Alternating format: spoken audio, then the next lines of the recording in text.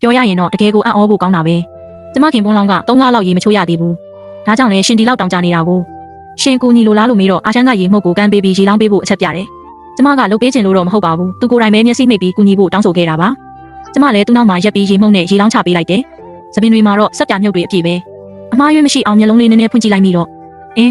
့ပြောရရင်တော့ဒီတောင်းကနေကြည့်ရင်ပိုလို့တောင်ခန့်ညားထင်ရှားနေပါသေးတယ်ကျမလည်းကျန်းစာတွေကိုနှစ်အတော်ကြာဖတ်ရှုဘူးသူမို့အာရှန်ကျမရှေ့မှာရေချိုးနေတာကိုမြင်ရတာအပြစ်ရှိတယ်လို့ခံစားရတယ်အဝတ်စားနဲ့ဆိုပိန်ပိန်လေးထင်ရပေမဲ့အဝတ်စားမရှိတဲ့အခါကျတော့ကြက်သားတွေကြီးပဲပကုံးကကျဲပြီးခါကသေးတယ်ခြေတန်းရှိရှိနဲ့တင်ပါကလည်းတင်းရင်းနေတာပဲသူကလူတူတူမို့ဘာမှနားမလည်ဘူးလို့ထင်မိတာဟာကျမရဲ့ဆရာကိုမလေးမစားလို့ရကြလိမ့်မယ်မမြင်အပ်တာကိုမကြည့်နဲ့မကြားအပ်တာကိုမကြားနဲ့မပြောအပ်တာကိုမပြောနဲ့မလုပ်အပ်တာကိုမလုပ်နဲ့လို့ပဲစိတ်သွင်းနေရတယ်အာရှန်ကတော့ကျမရဲ့စိတ်ထဲကရုန်းကန်မှုကိုနားမလည်ရှာပဲခေါင်းလဲကြည့်ပြီးကြောင်တောင်တောင်လေးစိုက်ကြည့်နေတယ်မမဘာတွေပြောနေတာလဲတဲ့ကျမအပြင်ကိုထွက်လာတော့အမေကအံ့ဩတကြီးနဲ့လှမ်းမိတယ်သမီးနင်းမျက်နှာကဘာလို့ဒီလောက်တောင်နေရဲနေရတာလဲပြီးတော့ဒီလောက်နင်းနဲ့မှအဝတ်စားတွေဘယ်ယူသွားမလို့လဲတဲ့ဦးလို့ပါအမေမြစ်ထဲမှာရေသွားချိုးမလို့ဘာမှမဖြစ်ပါဘူးခဏနေပြန်လာခဲ့မယ်လို့ပြောခဲ့ရတယ်အဲ့ဒီညကမြစ်ထဲမှာတနာရီနီးပါးလောက်ရေစိမ်နေခဲ့တယ်ခန္ဓာကိုယ်ကအပူရှင်တွေကျသွားတဲ့အထိပဲဒါပေမဲ့ပြန်စဉ်းစားကြည့်တော့တခုခုတော့မမှန်တယ်လို့ပဲသူကပဲအဝတ်ပလာနဲ့ကျမကိုလာမြူဆွဲပြီးရင်ဘက်ကိုရေလောင်းပေးဖို့တောင်းဆိုခဲ့တာမဟုတ်လားအဲ့ဒါကိုဘာလို့ကျမကပဲဒီကိုလာပြီးရေအေးနဲ့အေးဆက်အောင်ရေချိုးနေရတာလဲဒီရှက်မရှိတဲ့လူပြန်ရောက်ရင်တော့တွေ့ပြီးသားမှတ်တော့ကျမရေထဲကနေချက်ချင်းမုန်းကနေထအဝတ်လဲပြီးပြန်လာခဲ့တယ်သူ့ကိုစူပူကျိန်းမောင်းပစ်ချင်တာမျိုးသားတွေရဲ့ကျင့်ဝတ်တိတ်ခါကိုစောင့်ထိန်ဖို့နဲ့မျိုးသမီးတယောက်ရှိမှဒီလိုပလာချင်းမပြဖို့ပြောမလို့ပဲဒါပေမဲ့သူကကျမရဲ့အခန်းထဲမှာအိပ်ပျော်နေပြီကျမလည်းနည်းနည်းစိတ်တူသွားပြီးအမေဘာလို့သူ့ကိုသမီးခန်းထဲမှာပေးတိတ်ထားတာလဲလို့မေးလိုက်တယ်အမေကနားမလည်နိုင်တယ်လို့ကြည့်ပြီးငါတို့မှာအခန်းကနှခမ်းပဲရှိတာလေနင့်အခန်းမှာမအိပ်ရင်ငါအခန်းမှာလာအိပ်ရမှာလားတဲ့အေးသွားပြီဖြစ်တဲ့ကျမမျက်နှာကပြန်ပြီးပူထူလာပြန်တယ်ဒါပေမဲ့သမီးခန်းထဲမှာမအိပ်တင်ဘူးလေကျမတို့လည်းမထက်ရသေးဘူးကိုလို့ပြောတော့အမေကတိတ်သွားတယ်နင်တို့ကိုဒီညအတူတူအိတ်ခိုင်းတယ်လို့ငါမပြောပါဘူးနင်ကငါနဲ့အတူတူလာအိတ်နှစ်ယောက်သားကြက်ကြက်လေးအိတ်ကြတာပေါ့တဲ့အဲ့ဒီတော့မှပဲကျမနားလေသွားပြီးကိုယ့်ရဲ့စိတ်ပုတ်စိတ်ရုပ်တွေကိုရှက်မိတော့တယ်အော်ဟုတ်ကဲ့အဲ့ဒါဆိုရင်လည်းကောင်းပါပြီအာရှန်ကသမီးခန်းထဲမှာအိတ်သမီးကအမေနဲ့အိတ်မယ်ဆိုပြီးအတီးတီးအိတ်ရဝင်ခဲ့ကြတယ်နောက်တနေ့မနက်နိုးတော့အာရှန်ကကျမအခန်းကိုဖြိုဖျဲလုပ်ထားတာတွေ့ရတယ်စာအုပ်ဟောင်းတွေမြေပြင်ပေါ်မှာပြန့်ကျဲနေပြီးကျမငယ်ငယ်ကကျောင်းစာအုပ်တွေလည်းပါတယ်အာရှန်လူဦးတူတူရဲ့နေမလုံးနေတာလဲလို့အော်တော့အာရှန်ကကျမရဲ့ပစ္စည်းတွေကိုလက်ညှိုးထိုးပြတယ်ပစ္စည်းတွေကစိုးထိုင်းထိုင်းဖြစ်နေတာပါဒါတွေကိုနေပြပေးနေတာနဲ့နင်းကောင်းကိုပဲနေပြလိုက်ရှိတဲ့နေရာမှာပြန်ထားဆန်းလို့အုံမိတယ်အသက်73နှစ်အရွယ်နဲ့ဖခင်ရဲ့ဓာတ်ကိုစာကင်ကလေးကစာအုပ်တွေနဲ့အသုံးဆောင်ပစ္စည်းတွေအားလုံးကိုတင်စီထားခဲ့တာအဲ့ဒီတုန်းကအမေကနေမကောင်းဖြစ်ပြီးတေလူမျိုးပါဖြစ်နေတာစားစရာတော့မရှိတဲ့အဆုံးဘသူကစာဖတ်နေတော့မှလေဒီလူဦးတူတူကတော့တညာရဲနဲ့ကျမဝက်ထားသမျှအကုန်ထုတ်လာတာပဲသူ့ကိုသူဒီအိမ်ကမိသားစုဝင်လို့ထင်နေတာလားအာရှန်ကလူဦးတူတူဆိုပေမဲ့တော်လဲအရှက်မရှိတာပဲသူကကျမကိုကြည့်ပြီးဦးချောင်းချောင်းနဲ့ပြုံးပြတယ်ကြပြားတွေကျန်းစာတွေကွန်ပျူတာကျန်းတွေကိုတွေ့တော့ကျမစွန့်သွားရတယ်ဒီလူဦးတူတူကစာအုပ်တွေကိုသိနေတာလားဆိုပြီးနင်နာတွေဖတ်ဘူးလို့လားလို့မေးလိုက်တယ်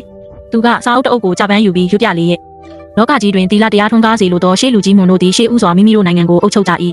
မိမိတို့နိုင်ငံကိုအုပ်ချုပ်လိုသူတို့သည်ရှေးဥစွာမိမိတို့မိသားစုကိုစနစ်တကျပြုပြင်ကြ၏မိမိတို့မိသားစုကိုစနစ်တကျပြုပြင်လိုသူတို့သည်စိတ်ရင်းမှန်ရှိရန်လိုအပ်ပြီးစိတ်ရင်းမှန်ရှိရန်မှာအသိပညာကိုရှာဖွေရမည်ဖြစ်၏အသိပညာဟုသည်အရာကသိန်းကိုစူးစမ်းလေ့လာခြင်း၌ရှိ၏အုပ်စိုးသူဖြစ်ပါကတနာညာတာပါလက်အောက်ခံဖြစ်ပါကရိုသေခန့်ညာပါသားသမီးဖြစ်ပါကလှုပ်ကြွေးပြုစုပါမိဘဖြစ်ပါကမေတ္တာထားပါအိမ်နီးနားချင်းဖြစ်ပါကရိုသားဖြောက်မပါတဲ့ကျမနောက်ထပ်စာအုပ်တော်တော်များများကိုထပ်စစ်ဆေးကြည့်တော့သူအကုန်လုံးသိနေတာပဲအမေကလည်းသူကစာတက်ပေတက်တယောက်ပဲလို့တအံတိုးရေရွတ်တယ်အာရှန်ကအားလုံးကိုအမှန်တမ်းရွတ်ပြနိုင်တာမြင်တော့စိတ်ထဲမှာအကြီးကျယ်ရွတ်သေးလေးစားမှုဖြစ်ပေါ်လာမိတယ်တောင်းပန်ပါတယ်အရင်ကနင့်ကိုဓမြလို့ထင်ခဲ့တာဒါပေမဲ့အခုတော့မဟုတ်မှန်းသိပါပြီနင်ကဓမြဖြစ်ခဲ့ရင်တောင်မှအရေးချင်းတွေကိုဖုံးကွယ်ထားတဲ့အစွမ်းထက်သူတယောက်ဖြစ်မှာပါလို့ပြောမိတယ်အရင်ကတော့အိမ်ကိုဘလို့လင်ယောက်ျားမျိုးပဲရောက်လာရပြီလို့ထင်ခဲ့တာဒါပေမဲ့အခုတော့ဒီလောက်အထိပေါ်ဆမလုပ်တင်ဘူးလို့တွေးမိတယ်နောက်ကြောင်မရှင်းတဲ့လူကိုယူလို့မဖြစ်ဘူးဒါကြောင့်ဒီနေ့ဆိုင်မဖွင့်တော့ပဲအာရှန်ကိုရွာထဲခေါ်သွားလိုက်တယ်ရွာထဲရောက်တော့အိမ်နီးနားချင်းတွေကလှမ်းနှုတ်ဆက်ကြတယ်ချင်းရောက်လာပြီလားတမတ်အစ်စ်ကိုနင့်အဖေရဲ့ဦးစီခေါ်လာတာလားတဲ့ကျမကရွာလူကြီးကိုရှာနေတာကိစ္စရှိလို့ပြောပြီးအာရှန်ကိုရွာလူကြီးအိမ်ခေါ်သွားလိုက်တယ်ရွာလူကြီးကအလုံးလုံးနေတော့ကျမကိုမြင်တော့လမ်းဖြန့်ပြီးကလတ်ထိုင်ပေါ်ကနေဝုန်းကနေထားရက်တယ်ချင်းနင်ဘာလို့ပြန်လာတာလဲဒီကောင်လေးဘာမှလုပ်လို့လဲတဲ့ရွာလူကြီးသမီးကဦးကြီးကိုယုံပြီးဒီအိမ်အောင်ရေးကိုစိတ်ချခဲ့တာအခုတော့ရှင်းဘက်ကလေးညာတာပဲဒီကောင်လေးကလူဦးတူတူကြီးလေရှင်ကဒီလိုပဲအောင်သွဲပေးတာလားသမီးပေးခဲ့တဲ့ပတ်စံနဲ့ဝက်သားတွေအတွက်ဦးကြီးလေးပြလုံးရဲ့လားလို့မေးလိုက်တယ်တူမကြီးဟာမင်းဦးကြီးမှလည်းရွေးချယ်စရာမရှိလို့ပါနင်းရဲ့ကွယ်လွန်သူအဖေမျက်နှာကိုထောက်ထားပါအောင်လို့သူကဆိုတဲ့အဖေအကြောင်းပြောလိုက်တိုင်းကျမဝမ်းနေရတယ်ဦးကြီးသမီးကိုတေချာရှင်းပြချက်မပေးရင်သမီးဒီကနေမပြန်ဘူးလို့ပြောလိုက်တယ်အာရှန်ကတော့ဒီလိုကိစ္စမျိုးကြအကဲခတ်မြန်သားကျမပြောတာကြားတာနဲ့ခုံတခုံယူလာပေးတယ်ကျမထိုင်လိုက်တာနဲ့ရေတစ်ခွက်လာချပေးပြန်တယ်ကြည့်ရတာသူရွာလူကြီးအိမ်မှာအလုပ်တော်တော်လုပ်ခဲ့ရပုံပဲရွာလူကြီးကပြတလဲနဲ့ချွေးတွေပြန်လို့ချင်းမြမကိုလိုချင်တာလဲအာရှန်ကလိမ္မာပါတယ်နည်းနည်းဦးလာတော့အမှန်ပဲဒါပေမဲ့ရုပ်ချောတယ်လေသူ့ကိုယောက်ျားအဖြစ်ယူလိုက်ရင်နေမရှုံးပါဘူးတဲ့ဒါကရှုံးတာနိုင်တာနဲ့မဆိုင်ဘူးသူကဘာတူလဲဘဲကလာလဲဆိုတာတေချာစုံစမ်းရမယ်တကယ်လို့သူ့ကိုယူပြီးမှသူ့မိသားစုကလိုက်လာရင်သမီးပါလို့ရမလဲဦးကြီးရဲ့အတ္တတစ်ခုတည်းအတွက်ပဲစဉ်းစားပြီးသမီးကိုမိဘုံထဲတွန်းပို့လိုက်တာပဲလို့ပြန်ပြောလိုက်တယ်မြမလှုပ်ချင်လို့လဲလို့ရွာလူကြီးကမေးတယ်ကျမလည်းကြောကနေတန်းနဲ့ဓာကြီးကိုဆွဲထုတ်ပြီးခုံပေါ်ကိုစိုက်ချလိုက်တယ် သူ့ကိုဘယ်မှာတွေ့ခဲ့တာလဲဘယ်ကနေကောက်ရတာလဲသူ့ကိုတွေ့တော့ကဘာဝတ်စားတွေဝတ်ထားတာလဲသူ့စီမှာဘာတွေပါလာလဲအကုန်လုံးသမီးကိုအမှန်တိုင်းပြောပြပါမပြောရင်တော့လူကုန်ကူးမှုနဲ့အာဏာပိုင်တွေစီသွားတိုင်မယ်လို့ချင်းချောက်လိုက်တယ်ရွာလူကြီးကကျမစကားကိုကြားတော့မျက်နှာတစ်ခုလုံးဖြူရောသွားပြီးပြန်ပြေဖို့ပြင်ပေမဲ့အဲကနေငိုတန်တစ်ခုထွက်လာတယ်အာရှမ်းကိုကျွန်တော်စီပဲထားခဲ့ပေးပါနောက်ကြရင်သူ့ကိုကောင်းကောင်းမွန်မွန်ဆက်ဆံပါမယ်အာရှမ်းပေါ်ကောင်းကောင်းမွန်မွန်ဆက်ဆံပါမယ်မိုင်မဲတဲ့ဘာကိစ္စမှထပ်မလုပ်တော့ပါဘူးတဲ့အထဲကနေစကားပြောနေတာကရွာလူကြီးရဲ့သားဖြစ်သူလေးလွင့်အမှုသမားနာဘူးကောင်ပဲလူမကြီးရာမင်းဦးကြီးကတကယ်ပဲမတက်တာလို့ပါဦးကြီးသားဖြစ်သူရဲ့အကျိုးအတွက်လုံးမိတာပါလို့ရွာလူကြီးကပြောတယ်ကျမနားမလည်နိုင်ပေမဲ့အတော်လေးစိတ်ထိခိုက်သွားရတယ်ကျမကဒီကိုရန်လုပ်ဖို့နဲ့ရွာလူကြီးကိုချင်းချောက်ဖို့လာခဲ့တာ